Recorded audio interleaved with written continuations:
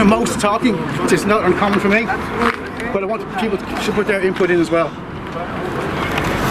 Just please, guys, be careful on the footpath, crossing the roads, just a word of safety. Make sure we're all together, we stay together, and like I said, we're all going to enjoy this and have some fun with it. We're here outside Ruby's, what's called Ruby Finnegan's. Prior to that was the pine tree, the old pine tree. It's been said that there's been a pub here, public house, since 1888. Part of the ranch estate itself. The ranch has been here since around that kind of time. It's been here quite a long time. Built primarily to house people who work in the Great Southern and Western Railway, the Integral Works, as we call it today, down what is often known as the Khyber Pass. They got the name of the Khyber Pass because people who came back from in India, where they would have fought in the Khyber Pass, where they served the British forces. They brought over trees, seedlings, and planted those trees. They're still there today, along that line. So the nickname, the Khyber Pass, is stuck.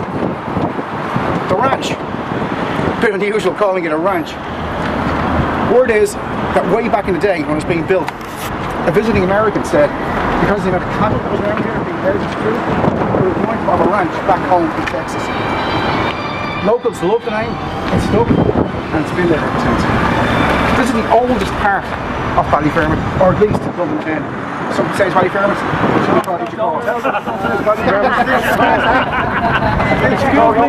This is not Ballyfermot. This is Inchicore. Are you on the Dublin 10, Seamus? I know. We're very lucky here, guys and girls, to have the ranchers with us. Say a word of the scheme, and they were known as schemers. It's also sometimes referred to as the Sarsfield estate, before actually called Ballyfermot proper. The name Ballyfermot we'll get in a few minutes, but Lower Ballyfermot was built first, then Upper Ballyfermot. Later on you had Clover Hill at it, and in the 80s Cherry Orchard was at it. So like I said, very much built up time and time again. We're going to move on a bit, guys. Next door here, in 2005 we had Dr. who was imprisoned by the Indonesians, and he led the freedom fight for for East Timor, and he came over here, and we named the park after East Timor in recognition of that, of the civil rights movement. That's good. To gain freedom for the people of Indonesia. Sorry, that was 1997. That was before the Indonesians were kicked out in 1999, and he was saying it was one of the first places in the world to recognise the plight. John Pillager done a great thing on BBC many years ago, and Tom Hyland from Ballyfermot went over and gave his life for that cause. It was hard to believe somebody could do so much of the transformation. And down here in the Seven Oaks. So we interviewed him, and he was telling us a lot about. That's all on the internet, So he was. He was.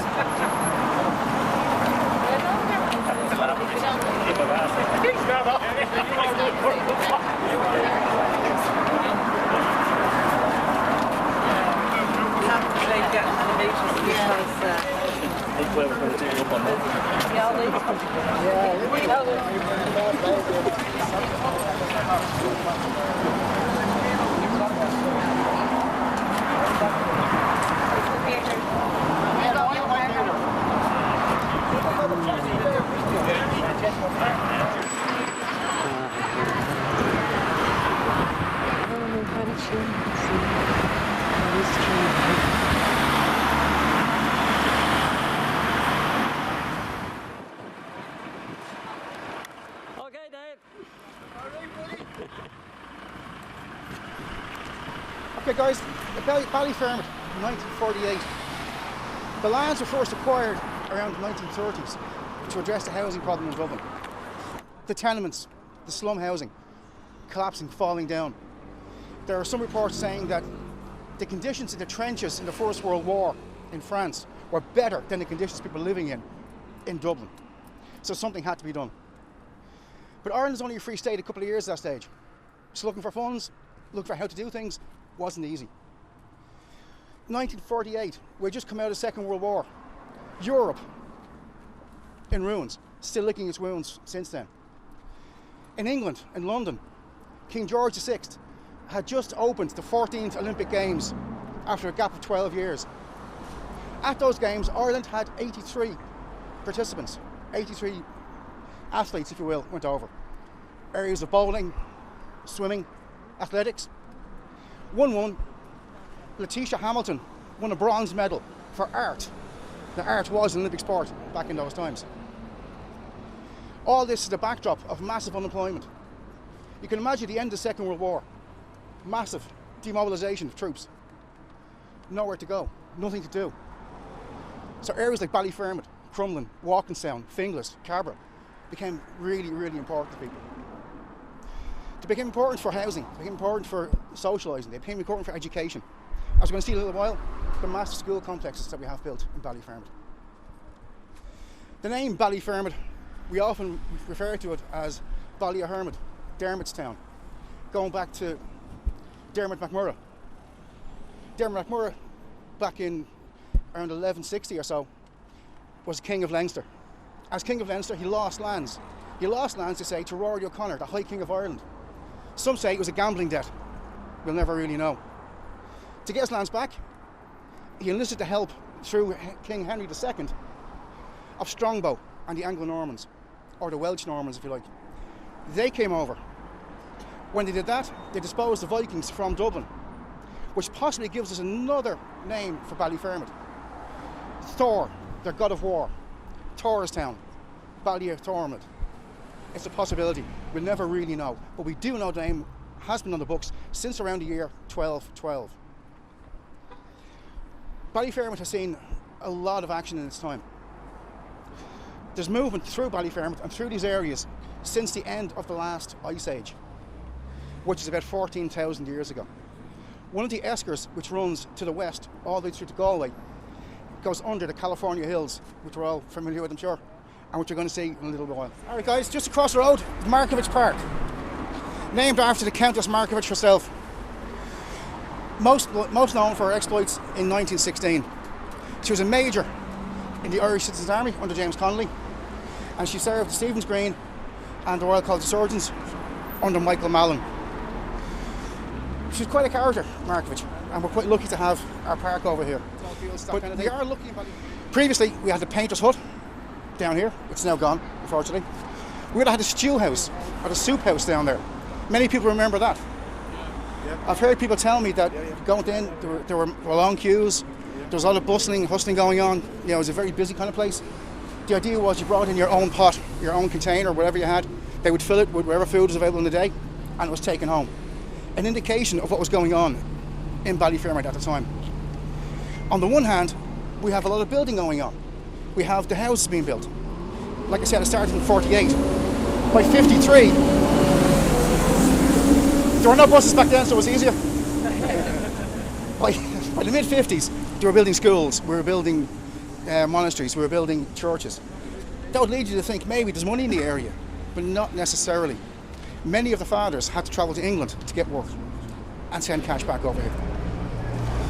In an attempt to help people who were, let's say, struggling with money, the Ballyfermot Co-op was set up.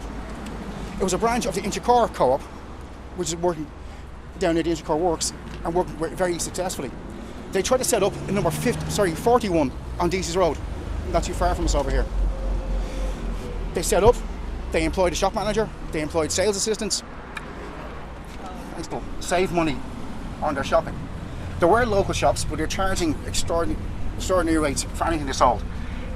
If not them, shoppers would have to go into Dublin, go into town to purchase their groceries. A long trip. So the co-op was set up. To join the co-op, it's a cost of 1 shilling per week. That's quite a lot of money back in those days. Unfortunately, the co-op didn't work too well. The stew house that I spoke of was also used part-time as a church.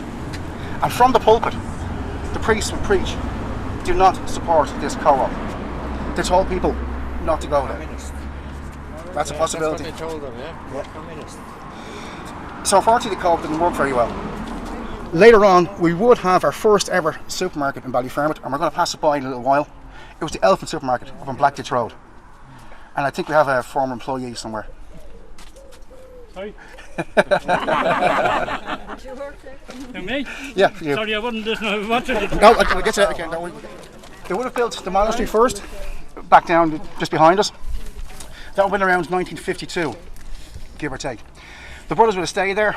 That was their home. That's where they lived, and that's where they initially taught from. The first year of opening in 1953, there were around 380, give or take, students, but that would increase year upon year upon year. De La Salle, the Mount De La Salle, or to me and many of my people, the dealers. That's what we called it. That's what we knew it as. Has anybody here gone there? Yeah. Anybody want to share?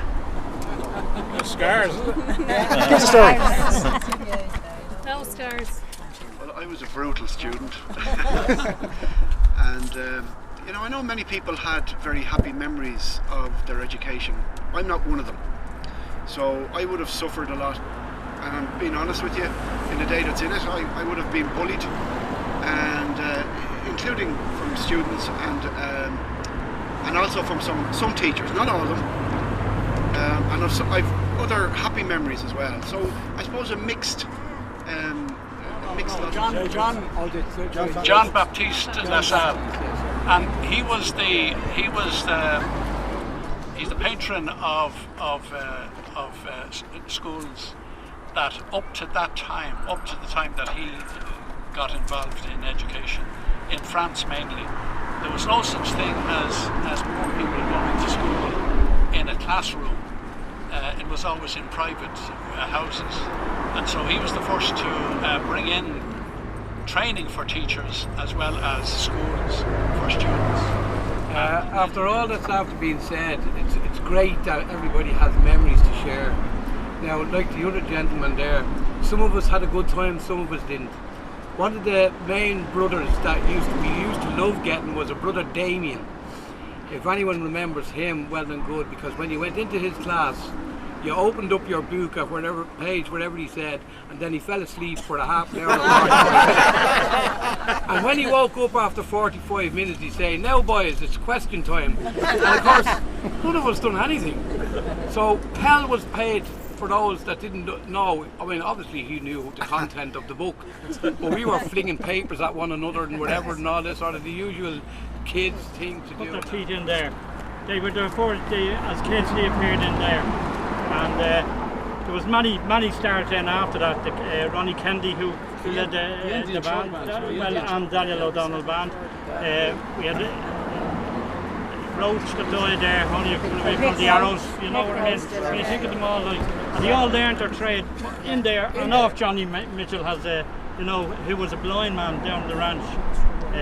They all put their teeth in there, you know. So we have a lot to thank the brothers for as well, you know what I mean? Point of contention here. Where was the first cinema in Ballyfermot? In the hall there. It was the hall behind us here, yeah. Don't go to the gala straight away. Yeah. The Oriel in Chapel was the first place we went. Right, that's not Ballyfermot though. But that's where our end of Ballyfermot went. Yeah. The hall. Yeah, the hall here, the school hall here, showed movies twice a day, twice a night, matinees at the weekends. Yeah. That's all you do. And we don't know what it was sold for. There's rumours between 12 and 40 million, but whatever, it was sold for a lot of money. But they bought it off a Dublin corporation at the time in 1953 for £3,711. So they got a great deal then. That just shows inflation, doesn't it? Right guys, we're going to go to the resource centre, okay? We're going to stop outside there, just at the gate. Yeah. What's over there? The post box. That is a protected structure. Yeah, under the Irish Monuments Act, it's protected. We can't touch it, we can't take it down, we can't do anything with it, other than use it as a post box. But what makes it so special is the fact that it's so plain. If you take a look at the cap, there's no decoration whatsoever. Take a look at any other post box, you'll see frills, decorations, different motifs. If you take a look at the front, as a passing by, or feel free to wander over now, you'll see that most post boxes in Ireland will have a VR, an ER, a GR, going back to when we were under British control. After that, you might get a PT, post telegraphs, on the box. This one has nothing whatsoever. It was made in Scotland, in a foundry in Scotland, Carroll Foundry in Scotland, and installed here around 1960. That's very important to us as well, because it shows us that by 1960, though Ballyfermot is only 12 years old at this point, communication is getting bigger. We're needing to use our postal service. We're starting to post letters, post postcards, maybe coupons out for competition, something of that nature. So people are communicating on a national and international level. So to have that post box sitting right over there how many thousands of people pass by every day, driving on foot, on a bus, and no one knows it's a protected structure. Just thought I'd throw in there as a point of interest. Right guys, will you stay with me? We're going to go as far as Church of the Assumption, right across the road over there. Many people use it as a landmark, like, do you know the church by the roundabout? That kind of thing. The church was built and was opened the doors in 1953. As I said earlier, the early 1950s were a very important time in Ballyfermot. A lot of things being built. Our iconic schools, the De La Salle, Dominican, and our iconic church, the Church of the Assumption. The church was built by Hugh and Sons at a cost of £68,000, with £10,000 alone being spent on seating inside the church made of mahogany. Okay guys, we're here at Kylemore College. I believe its original name was School Larkin. There was 2 blocks. There was the Connolly block and the Emmett block, known locally as the Tech. Now typically there'll be a friendly rivalry between the Tech here and St John's College around the corner. We're going to go have a look at. But since we're here at the Tech and we're lucky to have Mr Jackson with us, I'm going to ask him to give us a couple of words. Well, I went to school here, and Jerry is on the board of management with me, and I'm the chairperson for the last 22 years, and I'm on the board of management for the last 28 years. And just to say that it is a great success story, Kylemore College, not only what we do, but what we have done over the years. We have about 1,100 musical students from all over Dublin here. Some of the best music teachers in the country have been educated here. The Rock School here again has been instrumental in putting Ballyfermot on the map. That and the Media College around here on Ballyfermot Road there beside the library. Do a brief introduction and I'll hand it over to you. Huh? I'll do a brief introduction and I'll hand it to you. But you can say that I would have been as a child here, you know. So no, you can say that. Just give me a quick second. Okay guys, we're here at the California Hills, world famous California Hills in Ballyfermot. I have 2 stories of how they got their name, so I'll tell you both of them and then you can decide for yourself. One story is that people visiting from the USA came over here, saw the hills, saw the roaming cattle, and said that it reminded them very much of their homeland in California, the California Hills. Another story is that local boys would see the movies up in the Gala, the Saturday morning or Saturday afternoon matinee, all the westerns, John Wayne and all these guys. Then they come down here and play cowboys and Indians afterwards, and nicknamed the California. On here, you have the California Hills and you have the Cover Pass, so there must be some cowboys and Indians. Alright guys, we're going to stop again at St John's College. The original house here, built in 1745, same year as the Mansion House built in Dublin. The oldest structure in Ballyfermot. Typically got the style, you see 2-storey over basement. It was a monastery held by the De La Salle brothers. They would have first started teaching actually in that building before the school was built over behind you. The original part of the school was built in the early 50s, around 54, 55, that kind of time, with the extension being complete in the 1980s. I don't know, does anybody here have attended the school apart from me? Yeah. From the OSI from the 1860s and that kind of stuff, you still see Johnson Manor there at the time. It would have been heavily covered in trees and shrubs. The gateway we came in wasn't there. The entrance was back this way. That's right, yeah, all the way back as far as the Silver Granite. So it had quite a long avenue leading all the way up. The reason I want to stop here is Grange Cross is noted on every map you find in this area, going back to the start of OSI maps. Obviously very important, obviously a great thoroughway, and obviously meant a lot to people who lived here. There's also stories of the legendary dancing at the cross being held here. Now I don't know when that stopped, and I don't know when it started, but it's a nice story to have around here. The county park stopped a couple of years ago, it stopped. So I'm going to hand the mic over. Okay.